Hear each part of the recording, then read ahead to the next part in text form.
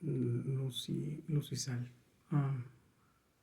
Voy a tratar de explicar de forma breve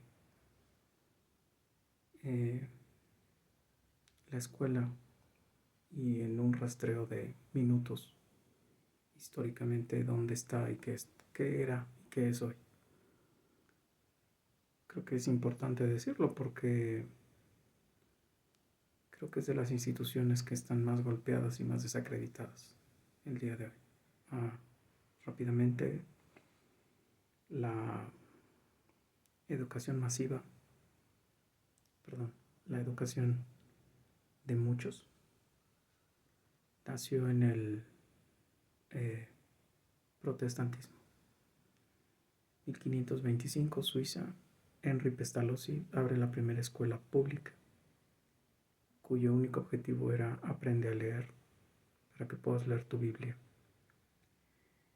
Se venía de un estado medieval, de una época medieval, de los 900 después de Cristo a los 1500 después de Cristo,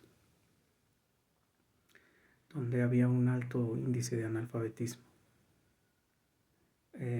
Cuestión que era conveniente para el modelo económico que se tenía, es decir, si era una monarquía absoluta, si la iglesia era la que determinaba las cosas, pues tú lo que menos querías era gente que pensara, que leyera y que entendiera.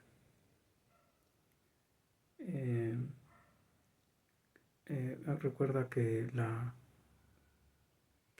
pedagogía del protestantismo era: lee tu Biblia en tu idioma y entiéndela y apropiate de tu fe.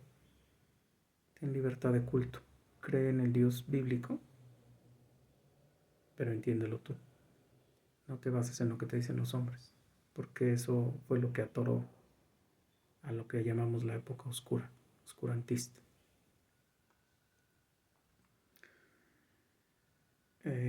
De ahí se vienen movimientos sociales como el liberalismo francés, con la revolución atea de Francia, que rápidamente va a diluir el manejo de la escuela como el centro donde había lo que se llama las universalitas, el conocimiento universal, creado en función de lo que Dios había hecho. Es decir, tú ibas a estudiar para saber qué es lo que había hecho Dios y cómo lo había hecho Dios. No estabas complicado con nada. Tú entrabas a biología a ver creacionismo y después entendías lo demás. Pero rápidamente se diseminó en el mundo el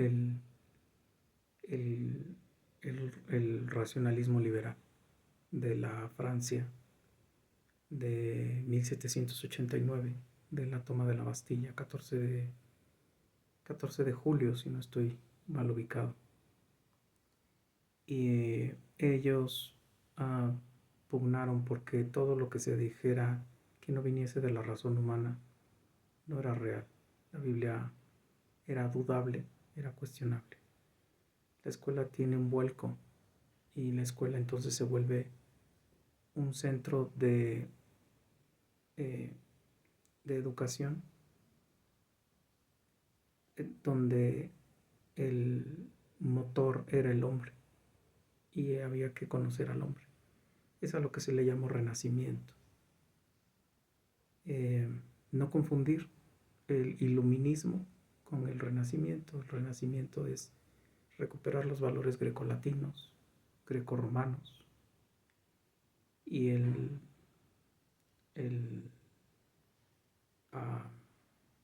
protestantismo era creer en Dios y entender cómo Dios había hecho su universo. El derecho estaba basado en Dios, por eso era el derecho canónico. La ley y la moral no se salían de la ley de Dios. Aquí entonces es la lucha del hombre por entender al hombre, regresar al hombre. La escuela se sigue tratando de masificar, pero llega un momento en el que se hace necesario que se dé un movimiento económico que se llamó la Revolución Industrial. La Revolución Industrial nació en los países cristianos. La universidad nació en los países cristianos o en los países donde hubo influencia de la postura cristiana protestante evangélica. La revolución industrial no es otra cosa que el descubrimiento de una fuerza más ágil que la manufacturera o la artesanal, donde un motor de manera autónoma podía hacer que algo desarrollase una habilidad de manera más rápida. Y entonces aparecen las máquinas de vapor. Posteriormente, con una guerra con los combustibles, aparece la máquina de combustión interna y aparece otro movimiento al lado de todo esto, que es un estado que como tal tiende a creer o a enfatizar que solo él puede regular la vida de las sociedades. Empieza ese paulatino, aunque sea en los 1800, empieza ese paulatino desmoronamiento de las instituciones sociales que antes tenían la primacía, como era la familia. Y el Estado asume no solo el control, la protección social, porque esa era su finalidad, la protección y la regulación social. Recordar que eso es lo que te ofrecía incluso los reinados. El feudalismo te ofrecía que tu feudo estuviera en un reino y el reino era protegido por el rey con su ejército. Y tú lo que le devolvías al rey era tu diezmo. Aquí el Estado te ofrece un ejército y una policía. El ejército para confrontar luchas soberanas y la policía para tener un modelo de regulación pronto entre el ciudadano y el Estado. Es decir, el policía era el que censaba las calles, el que conocía a las personas, el que sabía las necesidades de las personas y que las traducía en leyes y regulaciones que después se discutían en posiciones que el mismo Estado creaba como instituciones gubernamentales, como son los senados. El Estado entiende, a partir del cristianismo, vuelvo a insistir, que no puedes dejar el poder en la mano de una sola persona, sino tienes que distribuir el poder en muchas manos. Porque si en una sola persona queda, el ser humano es egoísta por naturaleza. Es depravado y pecador. Así lo decían. Incluso tú puedes revisar la Constitución de los Estados Unidos de Norteamérica y decía, es el país que Dios formó, Dios creó. El himno mexicano dice que el dedo de Dios escribió. Nada más que aquí en México es otra cuestión. Pero bueno, la escuela aquí adopta, cuando la revolución industrial surge y cuando surge este Estado que asume el papel de educador, entonces la escuela ya no es un centro donde ibas a conocer a Dios y conocer las cosas que Dios había hecho, e ibas a conocer cómo agradar a Dios, con una vida moral, con una vida de conocimiento, con una vida de magíster, sino era un modelo alienante, enajenante, homologador, hegemónico. Y entonces la escuela se vuelve ese centro de adoctrinamiento de masas. Ya estoy hablando de los 1920. Ya di un salto fuerte porque en medio de todo eso hubo luchas civiles, hubo luchas de modelos ideológicos entre socialismo trotskismo, capitalismo, comunismo,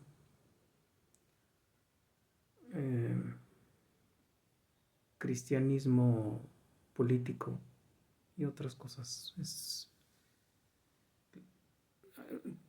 Por eso lo estoy tratando de drenar lo más rápido, lo más que puedo. Entonces la escuela se vuelve el centro ideologizador, el centro donde se conforman las apologías ideológicas. Y también es el centro de producir mano de obra barata, rápida, para poder incorporarla a los centros de trabajo que además demandan personas artesanales, no demandan intelectuales. Demandan personas artesanales porque recuerda que el trabajo de masas, el Fordismo, o lo que hizo Henry Ford, fue lograr que la actividad intelectual se separara y no tenías que saber todo, como en las universidades. En la universidad la consigna, y no solo en las universidades cristianas, en las universidades humanistas, se habló de la formación universal. El ser humano tenía que saber de todo. Los, por ejemplo, no cristianos como Rousseau, Voltaire,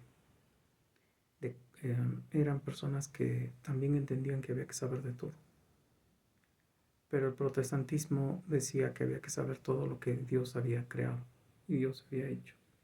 Y había que tratar de entender cómo vivir mejor dentro de este espacio para poder agradar a Dios. Acá en este caso es cómo te puedo meter la ideología, cómo te puedo hacer creer que el modelo ideológico del Estado es lo mejor que puedes tener, sobre todo el Estado benefactor, que fue el que estuvo muy vinculado con la idea de que el Estado creara las instituciones que tú necesitases para conformar tu vida, y lo único que tú tenías que hacer era trabajar y entregar tus impuestos. El Estado pesa en la balanza si es posible solamente vender descaradamente este modelo ideologizante. No, también él reconoce que la patria todavía tiene peso en las sociedades, sobre todo en las sociedades independizadas, independentistas. Cuando hay sobre todo en Latinoamérica, que fuimos los que vivimos estos modelos, o a nivel global, los países que quedamos abajo del Ecuador. La idea de patria y la idea de país y la idea de recuperar raíces y de identidad que no se perdiese, aunado con esta idea de que a través de la postura del Estado liberal se podía recuperar y ir de la mano, es decir, tus símbolos patrios, tus valores patrios, tu idea de patria tiene que coincidir con alguien que es útil, que trabaja, que produce, que genera, que hace riqueza y que además quiere compartirla con los compatriotas. Es parte de... todavía no se desmorona la familia, pero sí la empiezan a utilizar ya nada más como un elemento ideologizador, más que como un elemento de formación de valores y un elemento de formación de trabajo, que eran los principios que tenía la familia en el protestantismo, sobre todo en las villas alrededor de los feudos. Las villas o los gremios, era esa su función. La escuela se vuelve este centro de capacitación para el trabajo, pero por otro lado el centro de adoctrinamiento. Claras muestras México.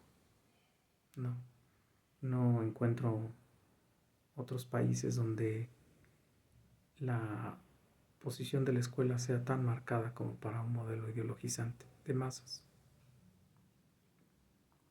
A partir del cardenismo, la escuela se consolida como ese centro ideologizante. que construyó este híbrido entre capitalismo y socialismo que hoy seguimos viviendo, ¿no? O sea, le debemos al cardenismo, el sindicalismo, el pago de aguinaldos, las pensiones, el asistencialismo como modelos económicos, que es lo que sigue todavía recuperando el modelo actual. Como centro ideologizante, también se le vio como el elemento garante de la movilidad social. Y eso no lo debo de perder de vista cuando te explico esto. Ahora, ¿a qué se le vio como motor de la movilidad social? Lejos de lo que le hubiera gustado a los estructural funcionalistas, es a la educación superior. Es cuando el problema que tenemos es que se fragmentó tanto la educación porque se superespecializó. Y entonces el motor real de cambio social o de movilidad social no estaba en la primaria, no estaba en la secundaria, no estaba en las básicas, estaba en el nivel superior. Es visto en el nivel superior. De hecho, México en sus inicios se dio cuenta de eso y lo usó. Por eso creó la UNAM. La UNAM como el centro ideológico, político, hegemónico, que iba a generar cuadros para el control gubernamental, para el control del Estado, para seguir alimentando al Estado, de lo que necesitaba cuadros intelectuales que sostuvieran al sistema, al modelo, que en ese momento era el modelo del Estado, del Estado benefactor, y que para los años 80, en el caso de México, porque en toda América Latina fue en los años 70, Augusto Pinochet es prueba de ello, la toma de la Casa de Moneda, la destitución de Salvador Allende y su muerte, la intervención de la CIA en toda Latinoamérica para controlar el acceso del socialismo.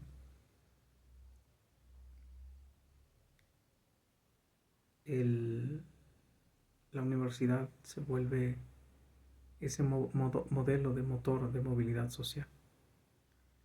Y el nivel superior era el que se encargaba de esto, era el que te sacaba de pobre, era el que te daba accesos a sueldos, a salarios, a puestos que no te podría garantizar ningún otro modelo.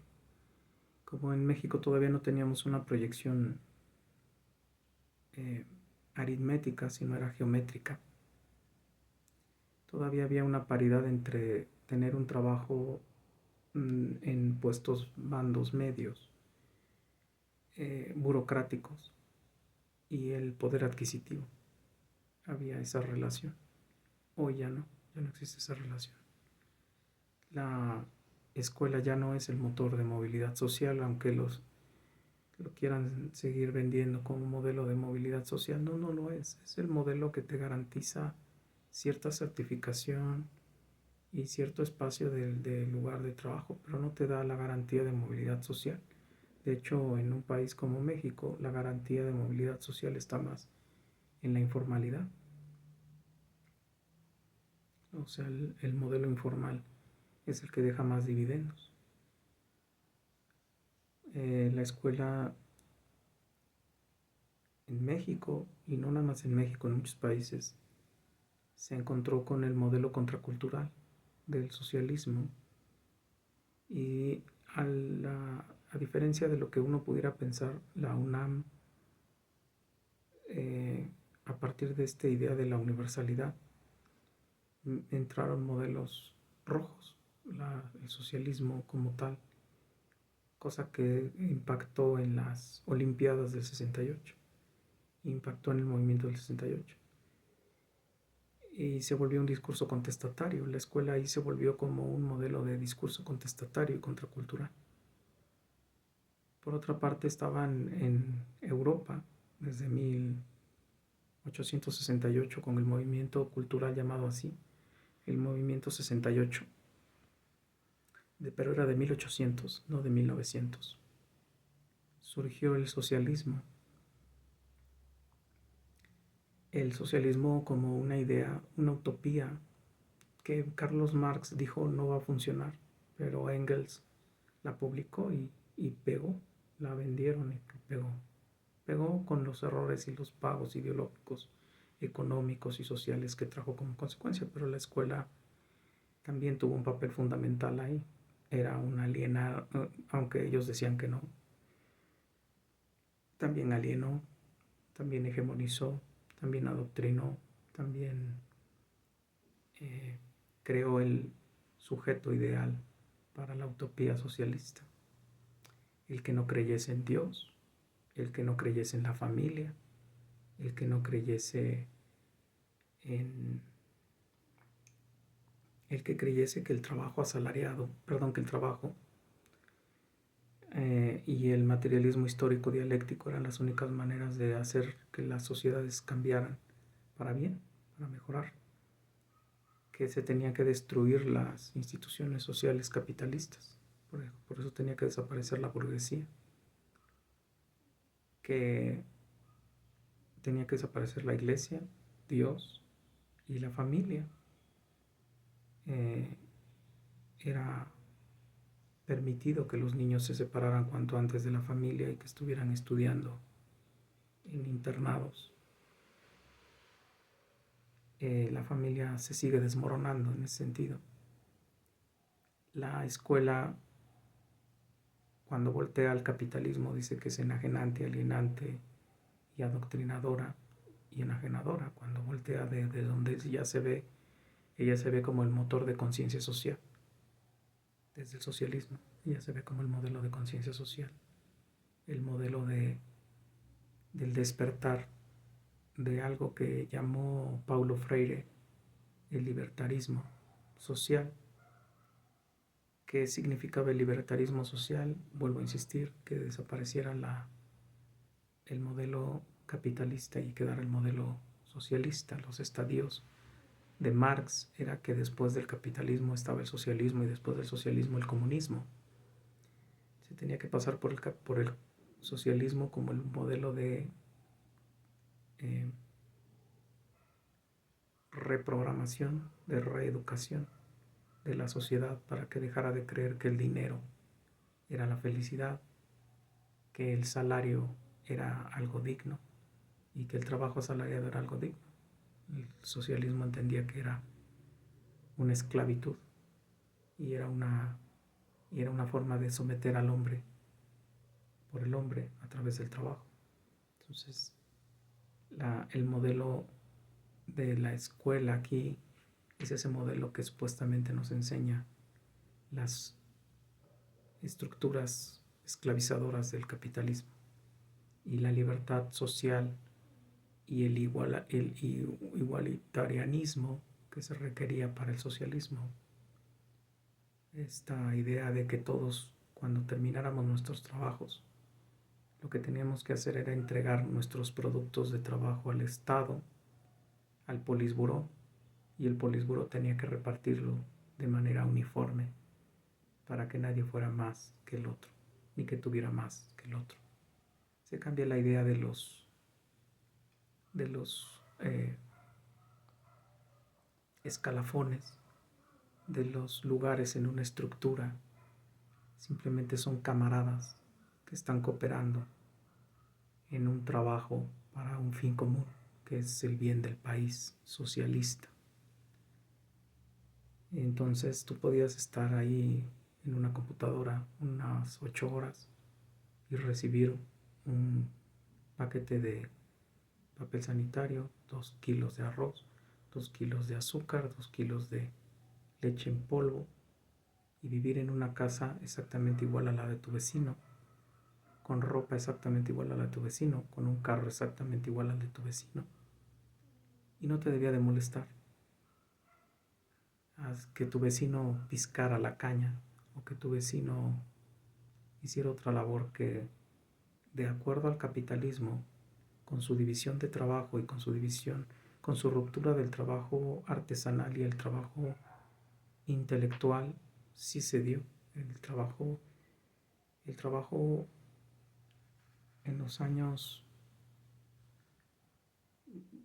1870, 1890, 900, se dio una ruptura entre el trabajo artesanal y el trabajo intelectual, y se le dio mayor peso al trabajo intelectual y se pagó mejor, porque se asumió que era algo más élite, que debía de ser retribuido mejor que el trabajo artesanal. Entonces, por eso todo el mundo quería estudiar en una universidad, para tener trabajos donde tuviera que usar su mente y no su fuerza de trabajo, su fuerza física. La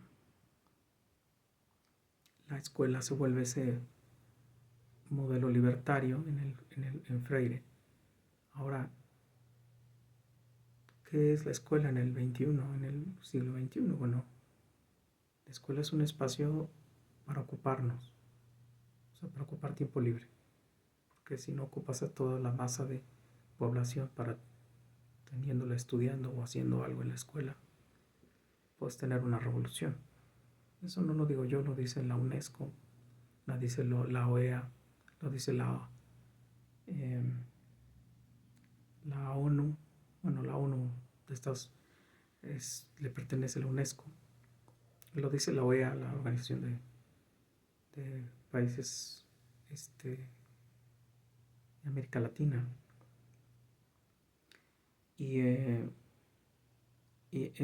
Uno es ocupar a la persona, o sea, tenerla haciendo algo. Dos es certificarla para poder entrar al rubro de la meritocracia. Es la institución de la certificadora. Es la institución ideologizante todavía. Todavía se utiliza como un modelo ideologizante. Prueba de ello es lo que está pasando en México con los libros de Obrador y con toda la descarga ideológica de género que trajeron esos libros. Es un instrumento de alienación y es un instrumento de supra especialización. ¿Tendría que ser el motor del cambio social? Sí, tendría que ser el motor de la transformación tecnológica de los países.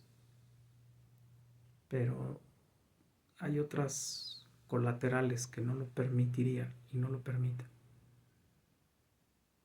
Porque a ningún país le conviene que tus manufactureros se vuelvan productores de productos terminados. A ellos les conviene que siga siendo un país que produce enseres y servicios semifacturados para que ellos puedan tener la gran ganancia.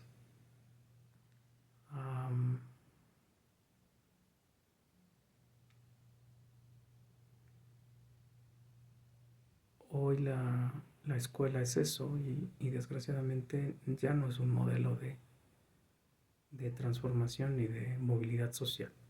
Y habría que revisar esto porque México, desgraciadamente no sé por qué, pero México está metido en esta idea de aceptar todo lo que dice,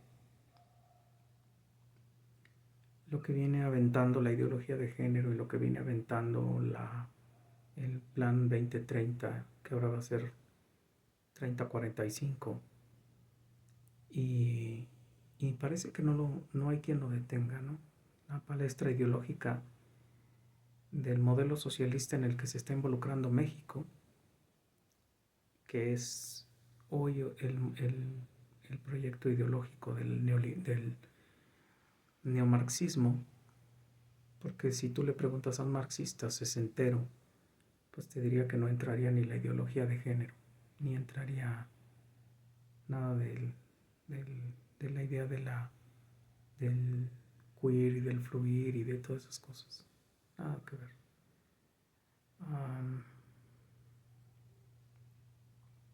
Pues creo que sería ese rastreo, ¿no? El modelo de formación de personas para que pudieran conocer a Dios, conocerse, el modelo de movilidad social, el modelo de alienación, el modelo de libertariedad, que después descubrimos que no había tal libertariedad, y el modelo de ocupación. Hoy es el modelo de ocupación, es tener a las personas ocupadas en algo. Y los que vienen de la resaca de la movilidad social y de la creencia de que los estudios te garantizan un espacio laboral, pues no, porque además, y con eso cierro el video, las carreras que hoy se siguen ofertando son carreras liberales, es decir, carreras que no tienen futuro porque ya están saturadas. O sea, seguimos produciendo maestros, seguimos produciendo abogados, seguimos produciendo ingenieros, seguimos produciendo contadores, seguimos produciendo arquitectos. Esas ya son carreras obsoletas. Hoy tendríamos que tener personas hablando de lo que en Europa es como que a fuerzas la revolución tecnológica, produciendo a nivel nano chips, inteligencia artificial, programas de cómputo, la famosa IA, ¿no? Que ahorita está, aunque no lo vemos porque en México no llega a eso. En México estamos preocupados porque en Querétaro están soltando bala y en Cuautitlán Izcalli. Pero la IA, la inteligencia artificial, es la revolución que hoy va a transformar incluso la cosmovisión. Va a ser innegable cuando termine la inteligencia artificial de trabajar, porque está de la mano con la física cuántica. Va a ser innegable decir que Dios no existe. Cuando terminen de entender lo que implica desdoblar una realidad que no puede ser explicada a partir de la evolución, ni de la espontaneidad, porque ellos mismos lo dicen, ellos mismos lo admiten. La inteligencia artificial no puede trabajar bajo esa línea. Entonces ahí creo que van a llegar a donde nosotros ya estamos, los cristianos, reconociendo que hay Dios, que hay un ser inteligente, y ahora están tratando de interpretar otra vez cómo es esa estructura inteligente para poder manipularla y para poder usarla para el beneficio de la sociedad. Y ahí están entrando las universidades. De hecho, México, la UNAM, sus laboratorios de la UNAM de biología y de ingeniería no cerraron en la última huelga. Cerraron hasta que iban a meter a la policía a sembrar marihuana en filos, porque ellos sí trabajan con alta tecnología, sobre todo a nivel molecular, de medicinas, de alimentos, a nivel nano, otra vez, a nivel de transformación de la materia. Yo sé que es un vuelo de pájaro, pero espero que sea útil para cuando tengas que explicar que la escuela hoy, cuál es el sentido de... Y